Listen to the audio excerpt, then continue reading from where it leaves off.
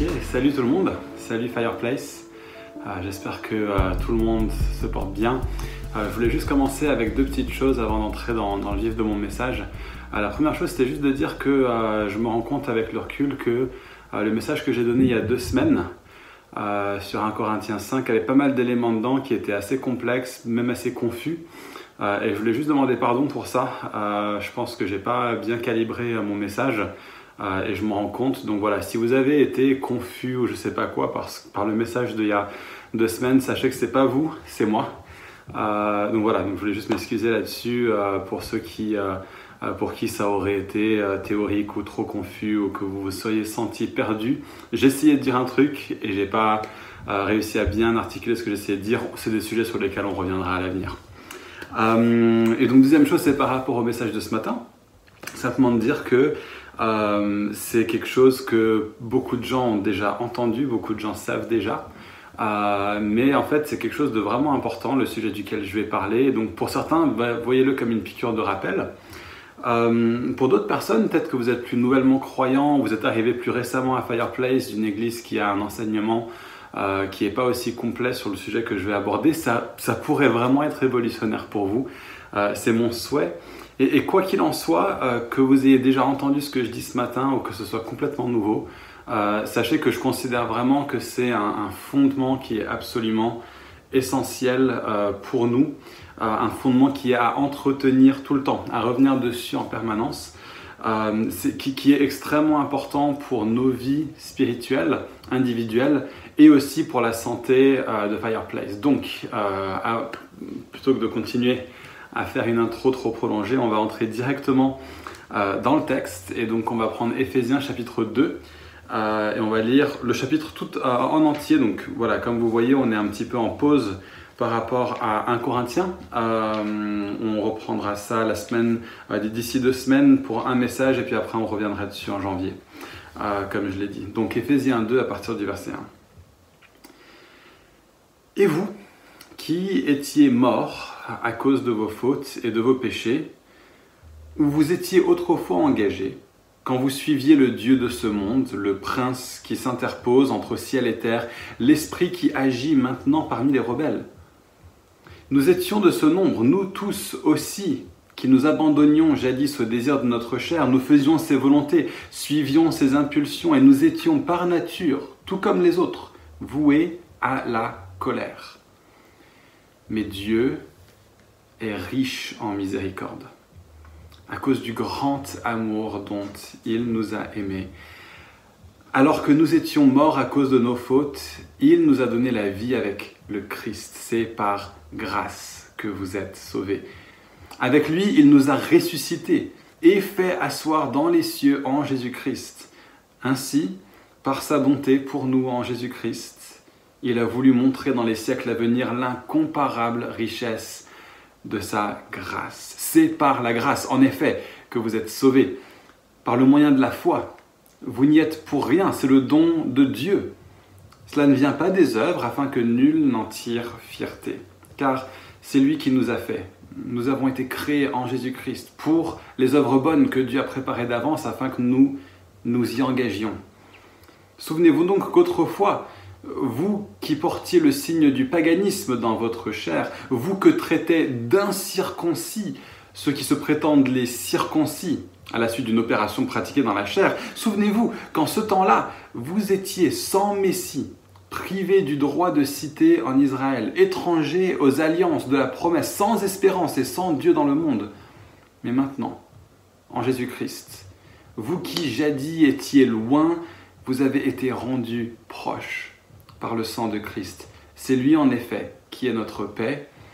De ce qui était divisé, il a fait une unité. Dans sa chair, il a détruit le mur de séparation, la haine. Il a aboli la loi et ses commandements avec leurs observances. Il a voulu ainsi, à partir du juif et du non-juif, créer en lui un seul homme nouveau en établissant la paix et les réconcilier avec Dieu, tous les deux, en un seul corps, au moyen de la croix. Là, il a tué la haine. Il est venu annoncer la paix à vous qui étiez loin et la paix à ceux qui étaient proches. Et c'est grâce à lui que les uns et les autres, dans un seul esprit, nous avons l'accès auprès du Père. Ainsi, vous n'êtes plus des étrangers, ni des émigrés. Vous êtes concitoyens des saints. Vous êtes de la famille de Dieu. Vous avez été intégrés dans la construction qui a pour fondation les apôtres et les prophètes. Et Jésus-Christ lui-même, comme pierre maîtresse, c'est en lui que toute construction s'ajuste et s'élève pour former un temple saint dans le Seigneur. C'est en lui que vous aussi, vous êtes ensemble intégrés à la construction pour devenir une demeure de Dieu par l'Esprit. Mon message aujourd'hui s'appelle « La grâce change tout ». Et ce qui se passe, c'est que Paul commence dans ce texte, des versets 1 à 7, en racontant notre histoire à nous tous. Et c'est quelque chose de super important de faire ça.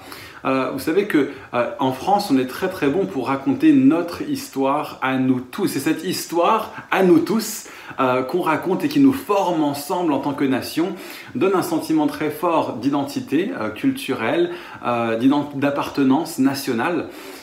Et fondamentalement, on nous dit que voilà, notre grande histoire à laquelle on appartient et qui nous forme en tant que personne pour informer nos valeurs, si nous sommes français, c'est qu'il y a avant 1789 et il y a après 1789. Avant 1789, tout était mauvais, tout était sombre, il y avait un roi qui nous opprimait, la vie était mauvaise, mais heureusement, il y a des vaillants révolutionnaires qui se sont soulevés pour détrôner les anciens et pour remettre en place maintenant quelque chose de nouveau à partir duquel nous pouvons avoir ces valeurs de liberté et ces valeurs d'égalité et tous ensemble, alors que nous portons cela, nous formons une seule nation marquée par la fraternité.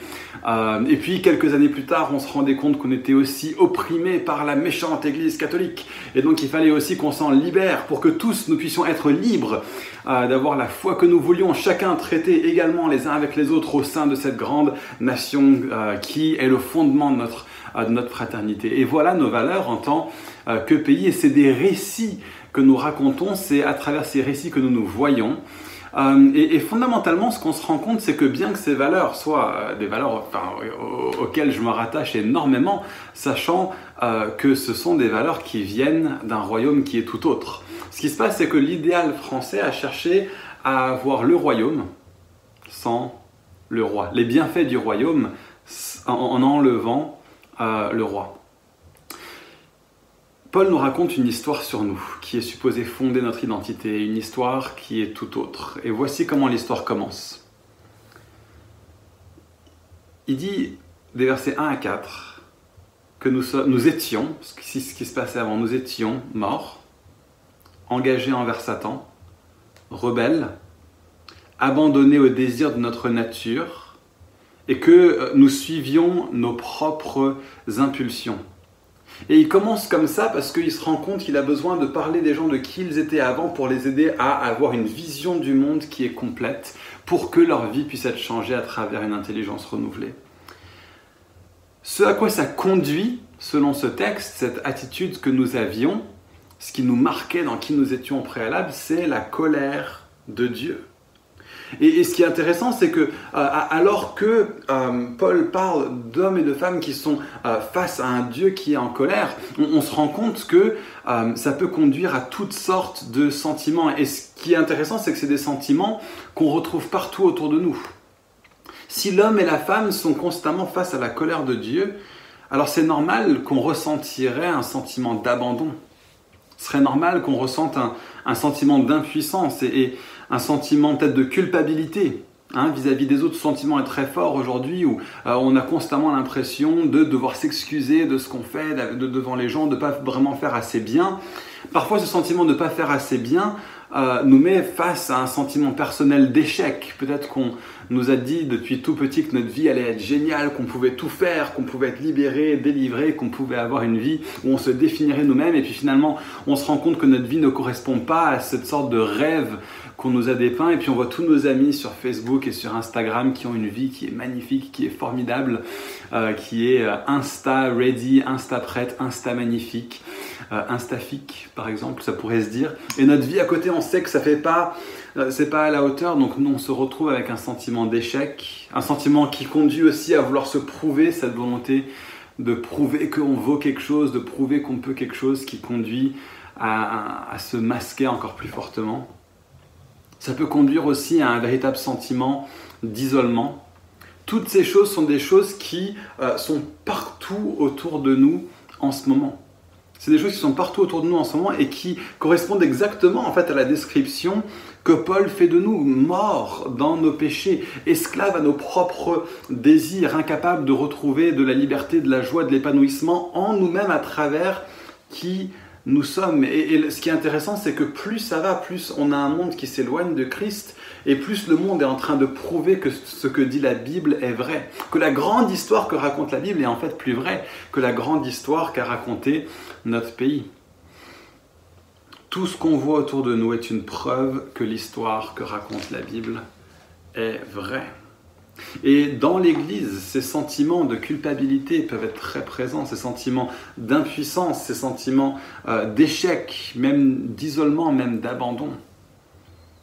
Et pourtant, Paul dit que c'est ce que nous étions. Donc, quelle est la solution? Quelle est la solution apportée par Dieu pour le monde autour de nous, ceux qui ne connaissent pas encore Dieu, mais même pour nous en tant que chrétiens, qu'est-ce qu'on doit comprendre plus profondément pour que ces sentiments que je viens de décrire, que je pense sont vraiment assez généralisés, puissent commencer à s'estomper. Paul continue au verset 5 avec ces deux mots, verset 4, pardon. Mais Dieu. Mais Dieu. Et ce qui se passe, c'est que dans un monde où on est face à la colère de Dieu, dans un monde où on est face à un sentiment de culpabilité ou d'impuissance ou de je sais pas quoi, quand on entend « mais Dieu », on va répondre « mais Dieu quoi ?» Mais Dieu quoi? Il va me punir, c'est ça? Ou « mais Dieu quoi? Il va m'accuser. Il va pointer du doigt tous mes échecs. » C'est ça que tu es sur le point de me dire « mais Dieu, il va me faire me sentir inférieur. » C'est ça, parce qu'il est tellement grand, il est tellement au-dessus, il est tellement différent. Mais Dieu quoi? Ce qui est intéressant, c'est que ce texte ne commence pas avec « mais Dieu quoi ?» Ce texte commence avec « mais Dieu qui ?» Ce texte nous parle, avant de nous parler de ce que Dieu a fait, ce texte nous parle de ce que Dieu est, de sa nature. J'ai l'impression que la restauration par rapport à ces sentiments peut-être d'isolement que peut-être que vous ressentez, ou d'échec, même de culpabilité que vous pouvez ressentir, ça commence avec une restauration de notre vision de qui Dieu est. Pas « mais Dieu quoi ?» mais plutôt « mais Dieu qui ?» Qui est-il? Et ce texte nous dit ça. Dieu est riche en miséricorde. Dieu nous aime d'un grand amour. Ce qui se passe, c'est que tant que notre vision de Dieu est faussée, rien de ce que je viens de décrire au préalable ne changera. On nous dit, oui, mais par la croix de Jésus, tu as accès dans sa présence. Genre, oui, mais si j'ai accès dans la présence de Dieu, qu'est-ce qu'il va m'y faire? On te dit, oui, mais tu peux être accueilli et inclus dans le peuple de Dieu. Oui, mais si je suis inclus dans le peuple de Dieu, qu'est-ce qui va m'y arriver? Est-ce que je vais être embrigadé dans une sorte d'armée où j'ai aucune liberté? Ou bien on dit, oui, mais Dieu te communique la vie éternelle. Et t'es là genre, ouais, mais quelle vie éternelle? À quoi ça va ressembler? Mais quand on commence avec qui Dieu est, et qu'on commence à réformer notre idée de Dieu, de celui qui est là au centre, on n'a pas un Voltaire ou un D'Alembert ou un Robespierre qui va venir et qui va renverser l'ancien régime par la terreur. Celui qui vient tout changer, c'est Dieu qui est riche en miséricorde et qui nous aime d'un grand amour. Ce qui change tout, c'est que Dieu t'aime. Est-ce que ton monde aujourd'hui est coloré par la réalité, par la vérité que Dieu lui-même t'aime? Est-ce que tu te lèves le matin avec comme pensée que Dieu t'aime? Lorsque tu n'arrives pas à prier, qu'est-ce que tu fais? Est-ce que tu te sens culpabilisé ou est-ce que tu te dis juste « mais Dieu m'aime » ? Quand tu es face à un sentiment d'échec face à ta vie, est-ce que tu te dis « ah, qu'est-ce que Dieu va penser de moi? Qu'est-ce que les autres vont penser de moi ?» Ou est-ce que tu te dis « ah, mais Dieu m'aime. Dieu m'aime. » Alors, la prochaine question, c'est pourquoi? Pourquoi est-ce que Dieu t'aime? Est-ce que Dieu t'aime parce que tu dois faire quelque chose pour mériter qu'il t'aime? Ou est-ce que Dieu a dû voir quelque chose en toi pour que tu l'intéresses? C'est ça la grande nouvelle, c'est que la réponse est non, non. Verset 5, c'est alors qu'on était encore morts, engagés envers Satan, rebelles, abandonnés au désir de notre nature, suivant les impulsions de notre nature. Mais Dieu, dans sa compassion et dans son amour, a tout changé.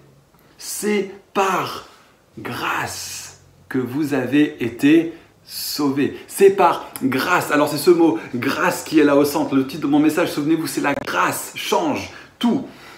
Alors le problème, c'est que ce mot grâce, on ne va pas toujours bien le comprendre.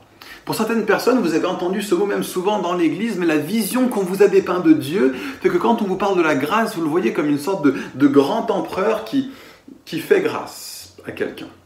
Je te fais grâce. C'est comme une sorte de tolérance. Tu mériterais de mourir, tu mériterais pas d'être là. Je préférerais même que tu sois pas là. Je ne suis pas impliqué dans ta vie, mais je te fais grâce. Allez, tu peux être libéré. C'est une sorte de posture par dépit. Comme une sorte, peut-être même un petit peu de mépris dans la posture de la grâce. C'est je te fais grâce. C'est de la grâce comme une sorte de tolérance. Non, non, non, non, non, non, non, non, non, non, non. La grâce de Dieu, c'est pas ça. Hein, souvenez-vous, c'est pas mais Dieu, quoi, qu'est-ce qu'il va me faire? C'est mais Dieu, quelle est la nature de ce Dieu? Et quand on voit mieux la nature de ce Dieu, qui est un Dieu d'amour, qui est un Dieu bon, qui est riche en compassion, qui vous aime d'un grand amour, là, notre vision de la grâce va être changée de quelque chose qui provient d'une mauvaise vision de Dieu à quelque chose qui provient de ce que la Bible, ce de quoi parle la Bible. La grâce de Dieu, écoutez ça, la grâce de Dieu, c'est l'expression débordante d'un amour immense et inconditionnel de la part de Dieu. La grâce de Dieu est l'expression débordante, inconditionnelle de l'amour de Dieu. Alors vous allez me dire, d'où est-ce que tu tires ça? Est-ce que tu arrives à me le prouver? Oui. 2 Corinthiens 8, verset 9. C'est un des textes qui détaille à quoi ressemble la grâce de Dieu. 2 Corinthiens 8, verset 9. Vous connaissez la grâce de notre Seigneur Jésus-Christ. Pour vous. C'est pas un empereur, allez, je te fais grâce. C'est je te donne la grâce pour vous. Il s'est fait pauvre alors qu'il était riche, afin que par sa pauvreté, vous soyez enrichis. Vous voyez, dans ce texte, on pourrait en citer tellement d'autres pour appuyer ce que je viens de dire, ce texte suffit. Certaines traductions traduisent le mot grâce par générosité. Et pour autant que c'est juste, parce que la bonne vision biblique de la grâce, c'est que la grâce de Dieu est une expression de générosité débordante qui se donne. En même temps, c'est triste de remplacer le mot grâce par le mot générosité. Parce que ce qui se passe quand on fait ça, c'est que tu lis la Bible et quand tu as des passages comme ça, tu vois la générosité de Dieu et tu dis « Waouh, sa générosité est merveilleuse ». Mais quand tu lis d'autres passages qui parlent de grâce, eh ben, tu te dis « Ah ok, c'est la tolérance de Dieu ». Non, non, non, non. La grâce de Dieu est la générosité de Dieu. Et donc, c'est une grande tristesse qu'on va traduire ce mot par générosité à certains endroits.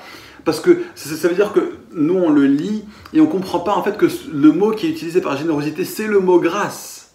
Et donc quand on parle en fait de la grâce de Dieu, on devrait comprendre sa générosité, sa bonté libre et débordante qui rejaillit sur nous par un déversement spontané, immense et inconditionnel de l'amour de Dieu. Sa grâce est l'expression de sa générosité immense.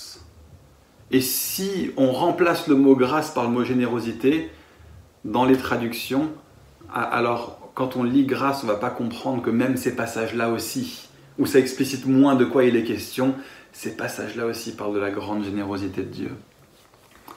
Une autre chose à voir sur qu'est-ce que c'est que la grâce, c'est que dans Romains 11, verset 6 par exemple, Paul va contraster la grâce de Dieu et les œuvres. La grâce de Dieu, c'est que Dieu nous aime pas en regardant ce qu'on a fait en avance. Il nous aime parce qu'il nous aime, parce qu'il nous aime. Et si c'était par les œuvres, alors ce ne serait pas par grâce. Sinon, ce ne serait pas une grâce. La grâce de Dieu est la générosité inconditionnelle de Dieu qui nous aime parce qu'il nous aime sans qu'on ait de conditions préalables. Les amis, Dieu vous a aimé, pardon, mon ami, Dieu t'a aimé inconditionnellement. Il est miséricordieux envers toi. Il n'a pas cherché de mérite ou quelque chose par lequel tu vas pouvoir prouver ta valeur, parce que ta valeur se trouve dans le fait que Dieu t'aime et pas dans le fait que tu vas faire quoi que ce soit pour faire que Dieu t'aime. Tu n'as pas besoin d'impressionner Dieu. Dieu t'a tellement aimé que, sachant que tu n'allais pas pouvoir l'impressionner, il a envoyé son Fils pour faire tout le travail pour nous. Par sa vie parfaite, par sa mort terrible et sacrificielle, et par sa résurrection glorieuse, à cause de sa miséricorde, à cause de son grand amour, pas à cause de nous, à cause de qui il est. C'est sur la base de la nature de Dieu que nous recevons grâce sur grâce. Regardez ce que dit J.I. Packer dans son livre Connaître Dieu. Quel inexprimable réconfort. Un réconfort qui stimule et non un réconfort qui amollit, précisons-le. Quel réconfort que de savoir que Dieu s'intéresse à moi dans un esprit d'amour et qu'il veille sur moi. Quel extraordinaire apaisement de savoir que l'amour de Dieu pour moi est parfaitement lucide, qu'il est entièrement fondé sur une connaissance préalable de ce qu'il y a de pire en moi, si bien qu'aucune découverte me concernant ne peut plus le décevoir, ni faire obstacle à son désir de me bénir. Comment ne pas être rempli d'humilité à la pensée que Dieu voit en moi toutes les perversions qui demeurent invisibles pour les autres, heureusement, et qui voit plus de corruption encore en moi que je n'en vois moi-même, même si honnêtement c'est déjà suffisant. Et comment ne pas être conduit à l'adoration et à l'amour, à la pensée que, pour une raison qui m'échappe, Dieu veut faire de moi son ami, et que pour accomplir son dessein, il a donné son Fils pour qu'il meure à ma place. Voilà la grâce de Dieu. Voilà la grâce de Dieu. Et donc la grâce change tout, parce que la grâce ensuite me change. C'est pas seulement ce que j'étais, ce que Dieu a fait, c'est ce que je deviens. Et ce texte va détailler ça. Il dit que j'étais mort, maintenant je deviens vivant. Que j'étais abandonné au désir de mon ancienne nature, mais maintenant, par la nouvelle naissance, je suis ressuscité avec Christ. Que j'étais délaissé, que j'étais isolé, que j'étais seul, solitaire, mais maintenant je suis assis dans les lieux célestes, dans la présence même de Dieu en Christ.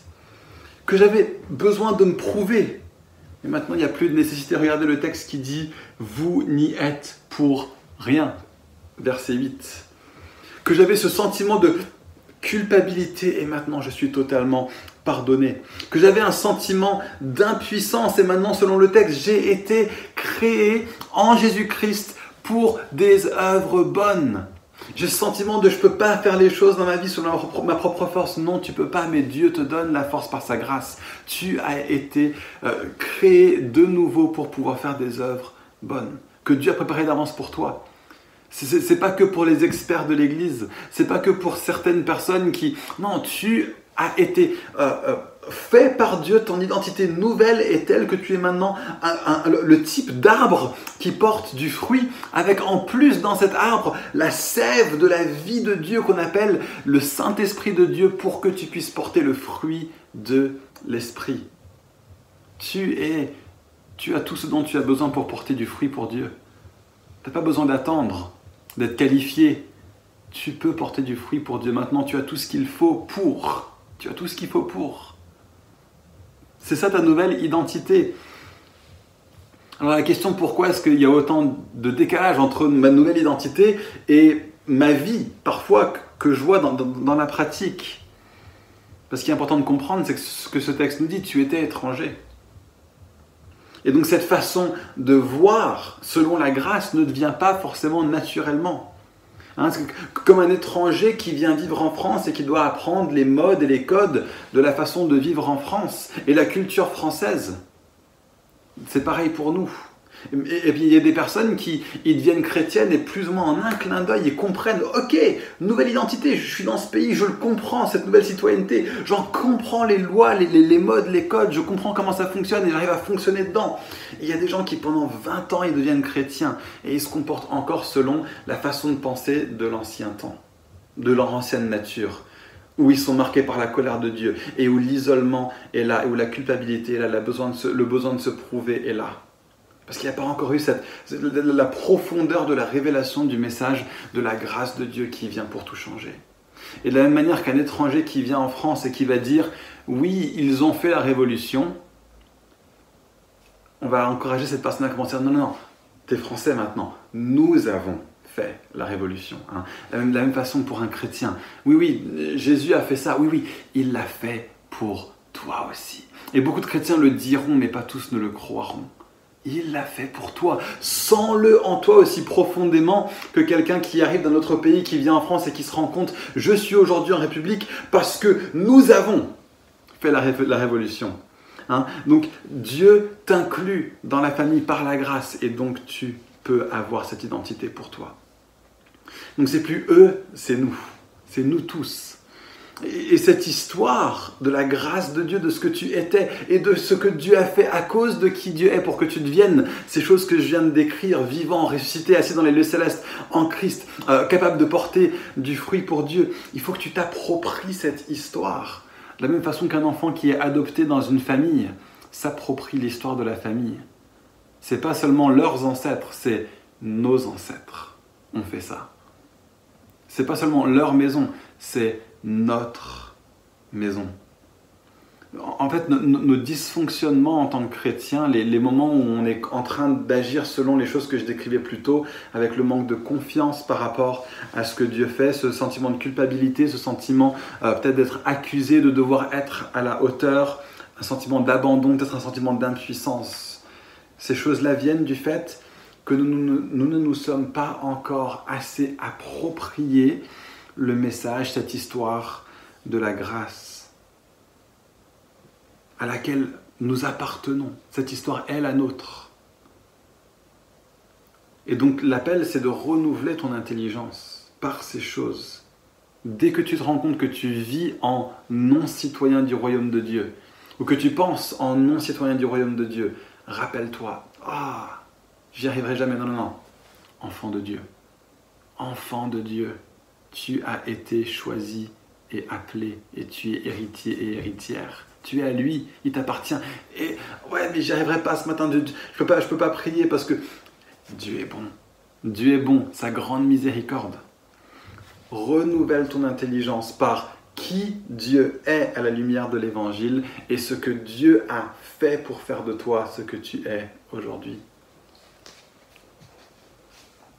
Et donc je vais finir avec des choses un petit peu pratiques, parce que j'ai dit que la grâce change tout, et la grâce change tout. Et pour nous en tant qu'Église, et pour nous au niveau de nos relations, qui est un des grands sujets qu'on veut travailler cette année, la grâce change tout. La grâce de Dieu est le fondement de notre unité, de notre amour et de notre culture en tant qu'Église. La grâce de Dieu est le fondement de ces choses. Unité, d'abord. Nous étions loin de Dieu et donc loin les uns des autres. Et nous avons été rendus proches par le sang de Christ. Étant rendus proches de Christ, nous sommes aussi de fait proches les uns des autres. Il y avait des barrières de division et elles tombent toutes. Des barrières entre jeunes et entre vieux. Et je veux juste dire, même si on a beaucoup de personnes qui ont la trentaine, la vingtaine à Fireplace, nous voulons être une église pour toutes les générations. Et si vous n'êtes pas de la génération de la vingtaine et de la trentaine, on veut vous dire, je vous aime et nous vous aimons et on aime que vous soyez à Fireplace. Prenez votre place, sentez-vous à votre place, sentez-vous chez vous. Nous voulons être une église où les barrières de génération n'existent pas. Où ces barrières-là sont tombées, elles sont tellement présentes dans notre société, elles sont tellement présentes dans l'Église en général, la transmission générationnelle a été un énorme problème. Et bien à nous de dire à Fireplace, il n'y a pas de truc qui gêne au niveau des générations. On s'aime les uns les autres dans nos différentes générations. Des barrières sont tombées entre hommes et femmes, les barrières sont tombées entre les différentes nations et les différentes ethnies. Et j'aspire à ce qu'il y ait de plus en plus de personnes. Si vous n'êtes pas originaire de France, de souche, on va dire, qu'est-ce que vous êtes bienvenus à Fireplace. On est appelé à être une démonstration prophétique du fait que l'Église inclut toutes les nations, tous les peuples, tous les langages. Nous sommes appelés à être une démonstration à l'avance que l'inclusion ne marche que à travers Jésus-Christ, que l'intégration ne marche que à travers Jésus-Christ, que l'amour fraternel ne marche que à travers Jésus-Christ. Donc, quelle que soit votre nationalité, sentez-vous pleinement à l'aise. Sentez-vous pleinement à l'aise dans votre culture d'appartenance originale. Soyons une église multiculturelle, une église multi-ethnique, une église qui est une démonstration d'une culture qui est plus grande encore, marquée par l'amour de Christ et les valeurs de Christ, avec les différentes colorations que donnent les différentes cultures du monde. Entre les personnes qui sont nouvelles à Fireplace et des personnes qui sont anciennes à Fireplace, qu'il n'y ait pas de barrière, qu'il n'y ait pas de barrière. Si vous êtes nouveau à Fireplace, vous faites autant partie de la famille que si vous êtes là depuis le début. Vous êtes bienvenus et on vous encourage à être là et vous faites partie de la famille. Et l'inclusion, elle est là et elle est là tout de suite. Un enfant adopté n'a pas besoin de faire ses preuves pour pouvoir faire partie de la famille. Il fait partie de la famille. Et que vous soyez nouveau ou pas, vous n'avez pas besoin d'avoir un temps pour faire vos preuves, pour être à Fireplace et pour contribuer. Vous êtes bienvenus et vous êtes là. Okay? Et on vous encourage à contribuer, à faire partie de la famille. On vous dit, vous faites partie de la famille. Il y a une inclusion pour vous. Et nous sommes une grande maison, pas seulement une famille. Et je pense qu'on a beaucoup ce vocabulaire à Fireplace de parler d'être une famille, la famille Fireplace, on parle souvent comme ça. On n'a pas beaucoup la culture de parler de la maison Fireplace. Mais les amis, Fireplace est appelé à être une maison. Si on voit ce texte, on parle constamment d'être édifiés ensemble, bâtis pour être une maison pour Dieu par l'Esprit. En fait, le mot maison en grec, c'est le mot oikos. Et vous allez voir entre les versets 18 et 22, si vous faites une étude de mots, vous allez voir qu'il y a 6 mots qui sont utilisés dans ces 5 versets qui ont un mot avec la racine oikos dedans. Édifier ensemble, c'est bâtir une maison ensemble. Nous formons une demeure pour Dieu en Christ, c'est une maison spirituelle pour Dieu en Christ, etc., etc. Dieu nous a bâtis, édifiés. On n'est pas n'importe quel bâtiment pour Dieu. On est une maison. On est une maison. Voilà qui on est. Donc les amis, notre unité est là sur la base de la grâce. Soyons une maison où les gens peuvent venir et peuvent être accueillis. Deuxièmement, la grâce est le fondement de notre amour les uns pour les autres. La grâce nous conduit à être nous aussi sacrificiels envers les autres. Ça devient même normal. Ne sois pas choqué si des gens t'expriment un acte d'amour extravagant à Fireplace, à tel point que ça pourrait même te gêner d'accepter un acte d'amour du type que quelqu'un te propose de t'exprimer dans cette église. Ça fait partie de notre culture. C'est ça la culture de la grâce. C'est ça, vivre dans la grâce. Vivre dans la grâce, c'est aussi accepter de recevoir des choses que tu n'as pas méritées. Et sache qu'on ne te demandera pas de mériter un remboursement en retour pour les expressions d'amour qu'on t'a montrées. C'est pas comme ça que fonctionne la grâce. Pourquoi ? Parce que c'est normal pour le peuple de la grâce de donner à perte, au niveau de son temps, au niveau de son énergie, au niveau des finances. Nous sommes un peuple qui donne parce que nous sommes un peuple qui a reçu.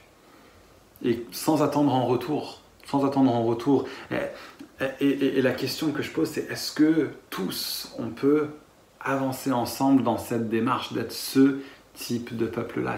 C'est quelque chose qui est appelé à se généraliser si on veut être un peuple de la grâce. D'être transformé par l'amour que tu as reçu à tel point que tu vas être capable d'aimer les gens librement, gratuitement, sacrificiellement, sans attendre quelque chose en retour, sans attendre qu'ils te le rendront. Jésus n'a pas attendu de recevoir de la part de nous tout ce qu'il a sacrifié en allant à la croix. C'est à Dieu qu'il a regardé et pas à nous pour la récompense et pour le salaire de ce qu'il a donné. C'est à Dieu qu'il a regardé pour son salut. C'est Dieu qui l'a ressuscité d'entre les morts et qu'il a assis à sa droite. Et donc nous aussi, alors que nous sommes transformés par la grâce, ça change notre culture d'église. On peut donner librement aux autres, confiant que c'est Dieu qui prend soin de nous dans sa grâce. Alors attention, un truc à dire pour nuancer ça rapidement, ne développons pas non plus le syndrome d'Amélie Poulain.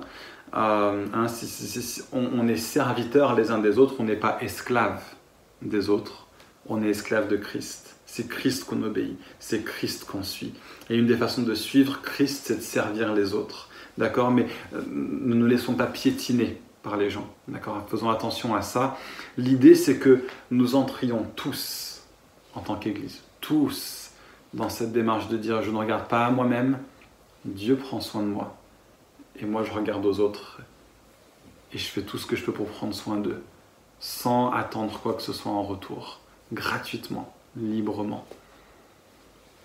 Donc la grâce de Dieu est le fondement de notre unité, c'est le fondement de notre amour. Et les amis, ça doit devenir une culture.